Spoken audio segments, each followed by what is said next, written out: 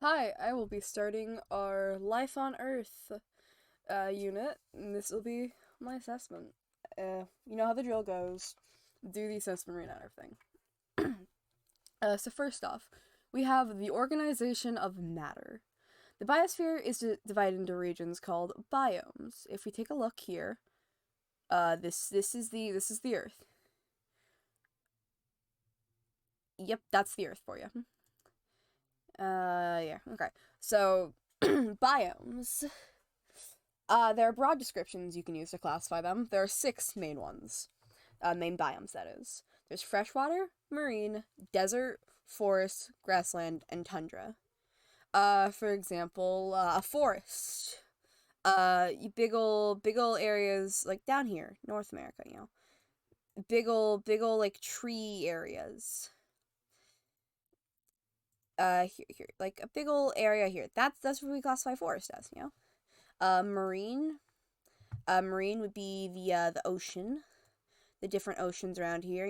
They're blue, as we all know them as. Freshwater could be classified as little lakes and ponds and stuff.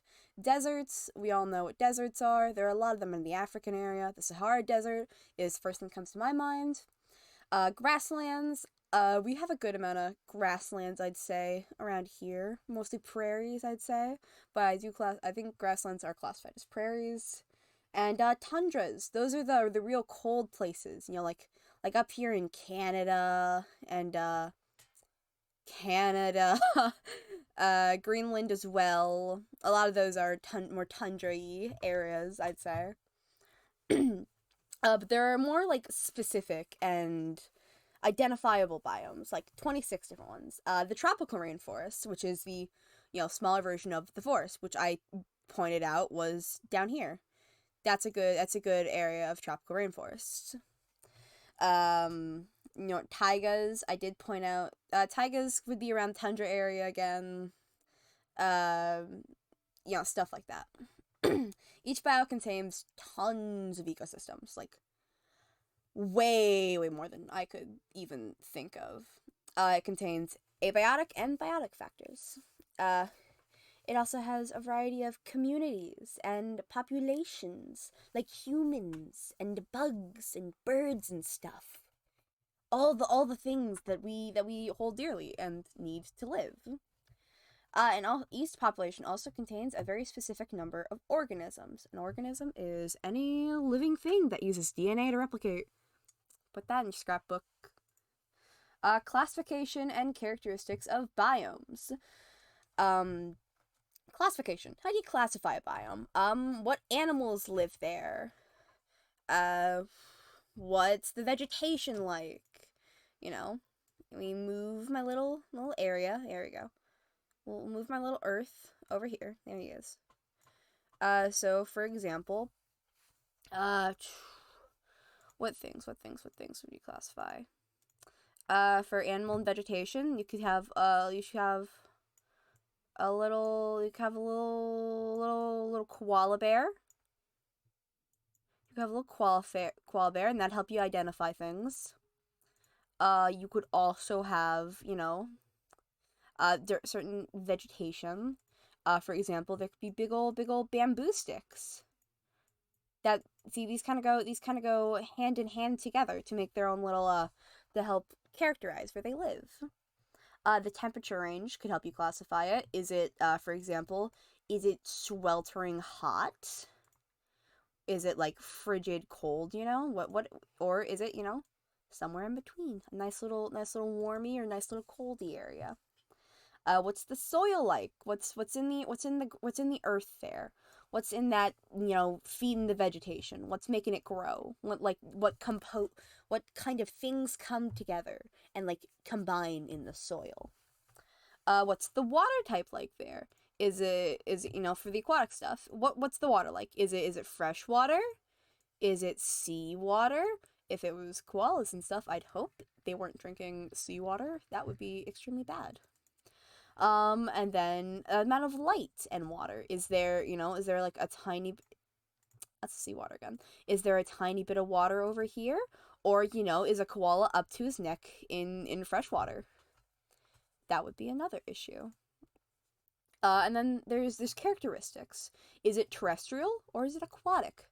Terrestrial, terrestrial. It's this dirt, it's the ground, it's the land.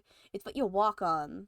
Unless you're a certain human, in which case, you might walk on water too. But aquatic, that can come with either seawater or freshwater. Both of those are aquatic. Aquatic's the water, man. We all know what aquatic is. So next. Ba ba ba ba ba. So, terrestrial biomes. Let's talk about some terrestrial biomes, okay? First of all, what are different terrestrial biomes? There's Arctic. There's nice little coldy areas. There's temperate, a nice little in between, and then there's tropical, which is a whole other range of funner things, which can range quite differently. Temperate and tropical can create a desert kind of climate. Arctic and subarctic. That's all the stuff you get, like tundras, arctics, a boreal forest. I believe that's like a very, very cold forest, similar to a taiga and all that. Temperate, you have grasslands, forests, deserts. Again, that's what I said combined over here. You can have some certain kinds of forests as well, including rainforests, which is also something the tropical area biomes, exhibit, along with grasslands. Again, temperate and tropical places they share quite a bit. Not so much these two. These two over here don't really mix as well, because you have a very cold area combining with a pretty warm area, in which case, not much will turn out too well.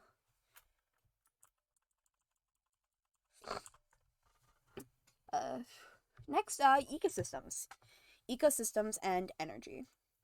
The biosphere is life in ecosystems. There are two types of components: abiotic, which is non-living, and biotic, which is living and or previously living. Things that could be non-living or classified as non-living would be, a rock, a big old boulder over here. He doesn't take in air. He doesn't, have to drink water to live. It's just a rock, man. Something that's biotic would be a plant. You know, we all know plants, leaves, all that fun stuff. Leaves do have to take in water to live, and they also need sunlight, but that's something entirely different. And it's organized by energy sources. The trophic levels are, at least. Food chains and food webs. Ooh, getting into the fun stuff over here. A food chain is the sequence of organisms that identify the organism and energy source which it feeds on, which normally follows through the trophic levels. A food chain is, something like, oh, here's a wolf. I'm gonna say that's a wolf. Give him a little tail too. That's a wolf. The wolf, and here is a lovely gazelle. That's a gazelle. Give him a tail too.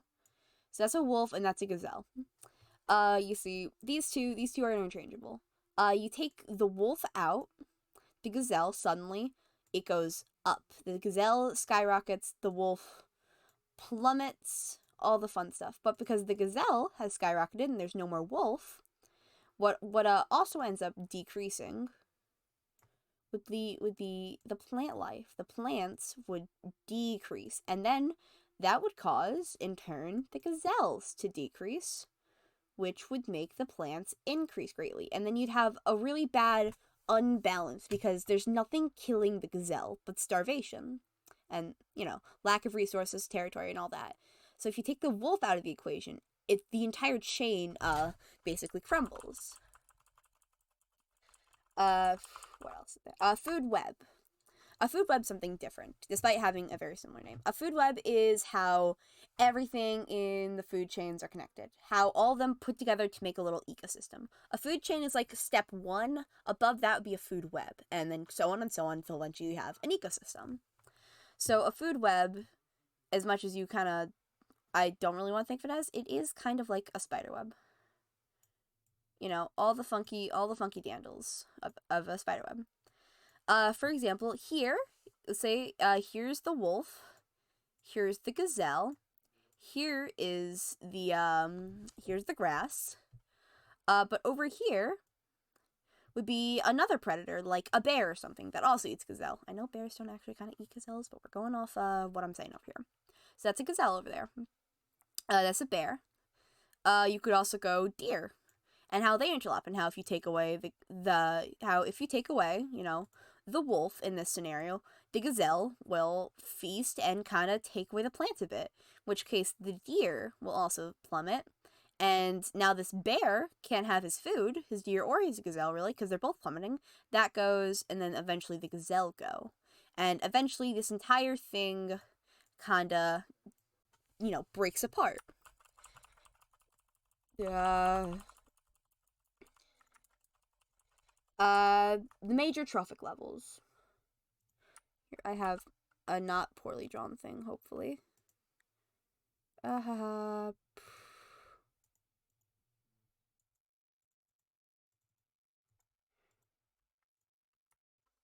Okay, I don't have a poorly drawn. I don't have a better drawing of this, but the trophic levels, okay. I can explain this without drawing it, roughly. The little top, the very top of your quote unquote top of your chain. It's mostly the bottom, actually. The bottom level is solar energy. Haha, it's producers. So it's grass, all the fun stuff. It's grass. Over here is all the grass. They produce by solar energy. But what do you have above it? What eats the grass? Well, herbivores. They eat the grass. They nom nom on the grass, they get their food source from producers. Now, what eats the herbivores, you'd think? The primary carnivores, or the first little bit baddies. They eat those. So, like, I'd say sharks, something like that. Yeah, sharks, seals, sea lions, for example. We say a herbivore is a penguin, roughly.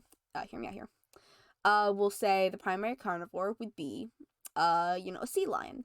What eats a sea lion would be something like a killer whale. And the killer whale would eat the sea lion. What would eat the killer whale? Well, yeah, think people. Or omnivores. People who kind of eat both, they really have more than one option to choose from. They also eat the producers. So they're kind of like top of the food chain. But what is at the very top besides omnivores and secondary carnivores? Decomposers, actually. When you die, you go in the ground and all that.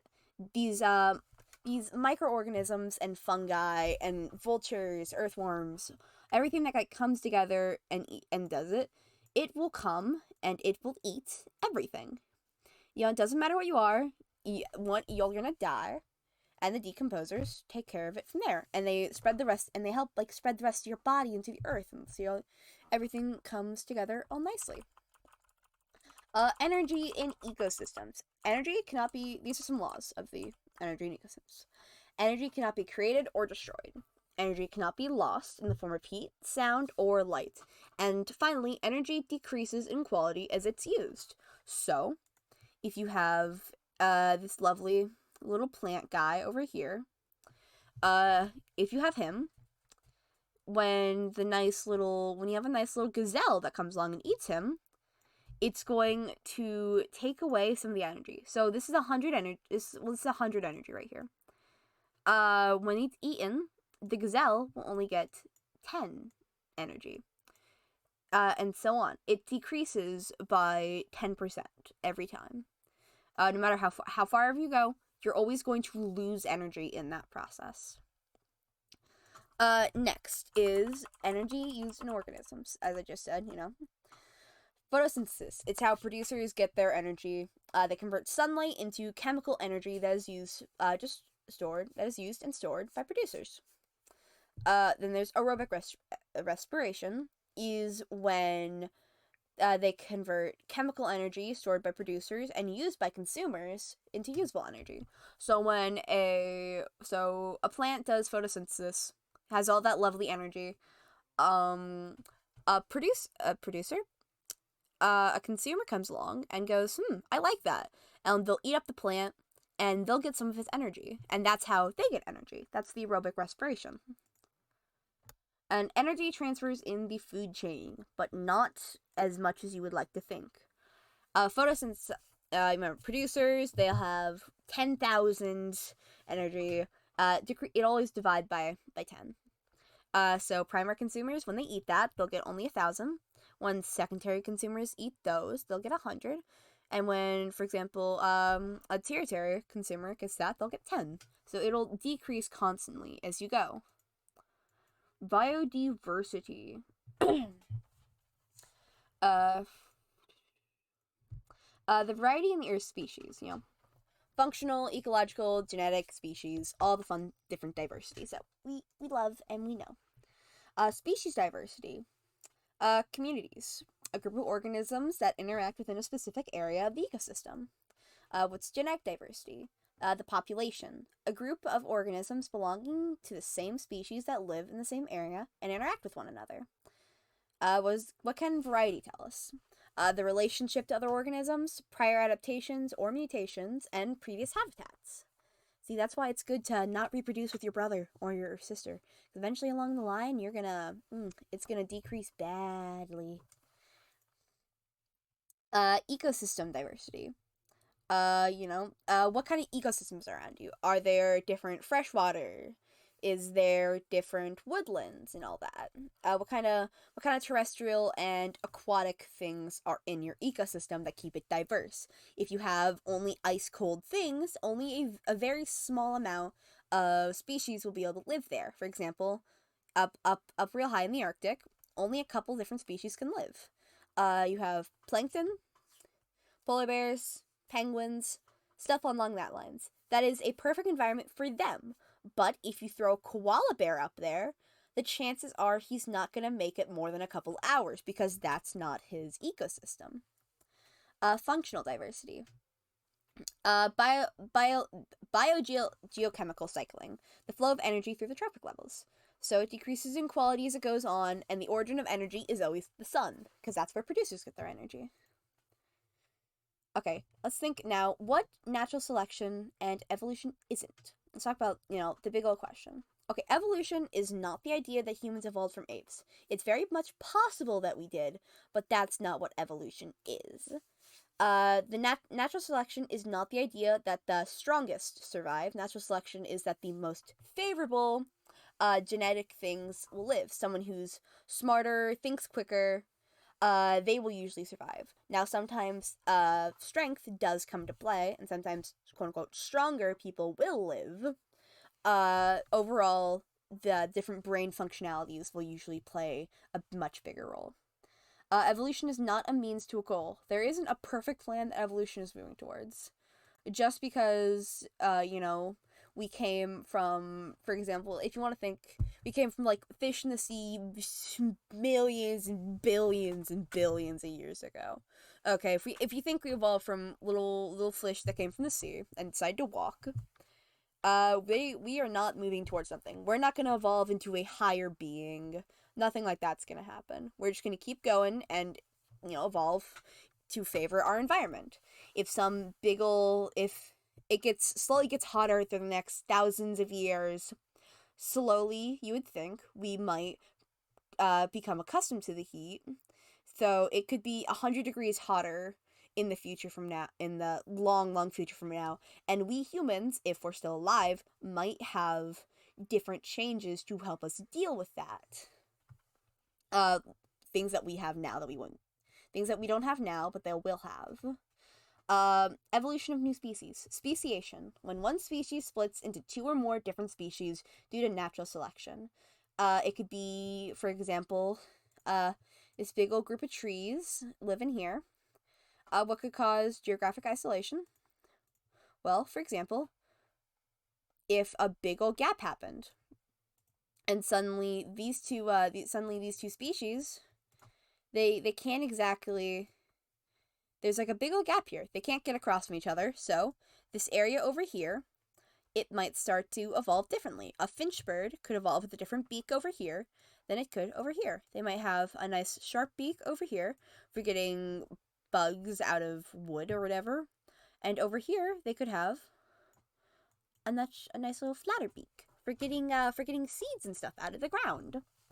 And there's also reproductive isolation, favorable genes and all that. There's also what the human role plays in this, which would be artificial selection. We tend to choose traits that we think look better.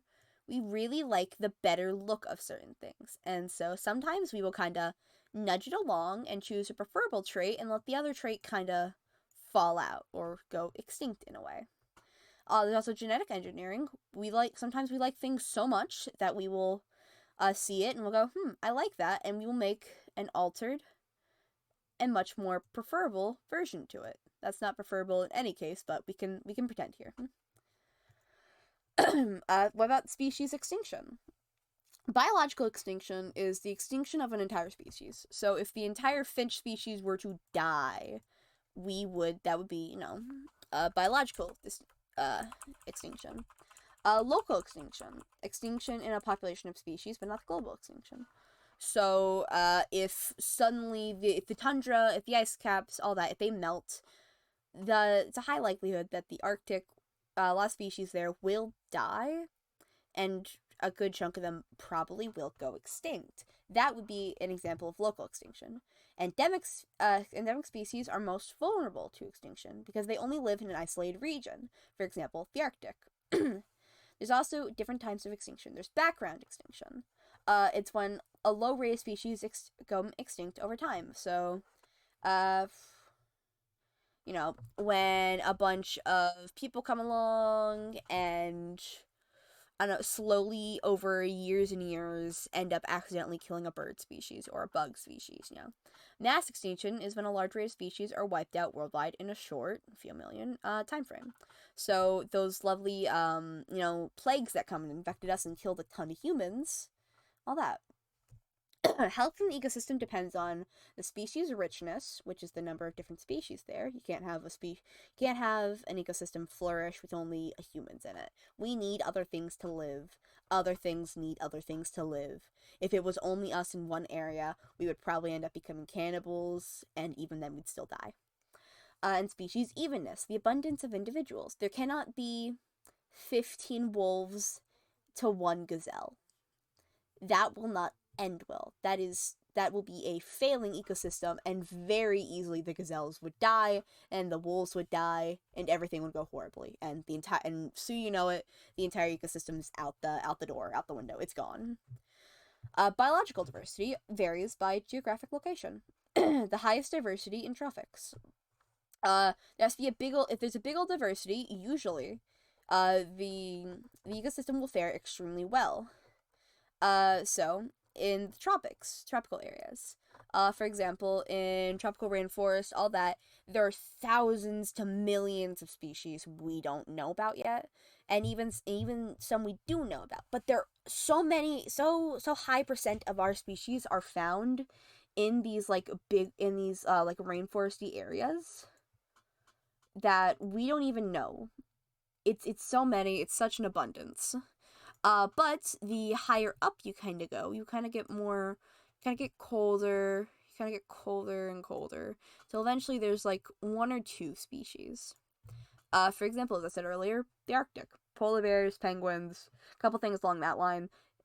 It's because the weather is so harsh that only certain things that have, evolved over time can live there. It's just how it works. Well, thank you for watching my lovely test, and I hope I did good. It took me a very long time to set this up, and my script was a little messy this time, as you can tell by my 25 minutes long. I will not hold you any longer. Goodbye, and thank you for watching.